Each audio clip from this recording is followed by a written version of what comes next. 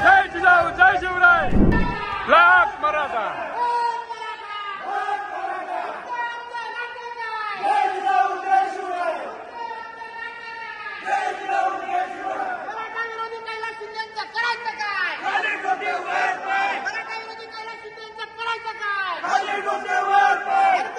जय जिजाऊ जय शिवराय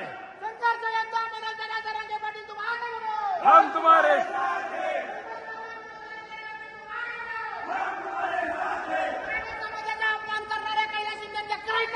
खाली डोकं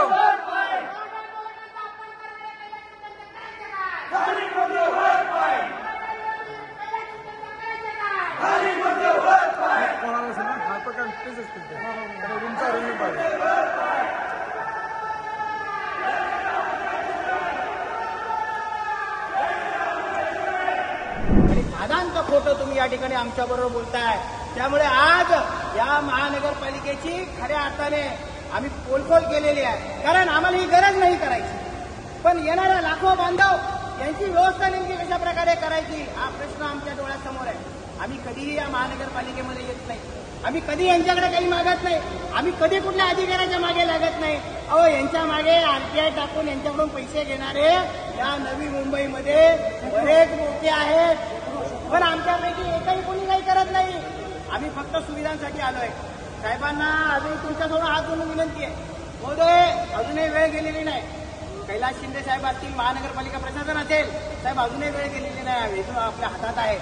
आपण नेमकं काय नियोजन करणार आहे आम्हाला सगळ्यांना सांगावं आणि येणाऱ्या बांधवाची इथे गैरसोय होणार नाही यासाठी आपण आम्हाला सहकार्य करावं एवढीच विनंती आपण आपल्या या ठिकाणी आम्ही आपल्याला करतोय. धन्यवाद. या पालिकेने जरी सहकार्य नाही केलं, या सिडकोने जरी सहकार्य नाही केलं, तरी या नवी मुंबई शहरातला आमचा आगरी कोळी बांधव, आमचा मुस्लिम बांधव, आमचा धनगर समाजाचा बांधव, आमचा माळी बांधव, आमचा तेली बांधव, आमचा साळी बांधव, आमचा गुजराती मारवाडी बांधव, हे सगळे या मराठ्यांच्या बाजूनं त्या ठिकाणी ठामपणे उभे आहेत आणि या मराठ्यांच्या गैरसोयी होणार नाही यासाठी ते सगळ्यांनी आम्हाला त्या ठिकाणी खऱ्या अर्थाने आमचे हात बळकट केलेले आहेत.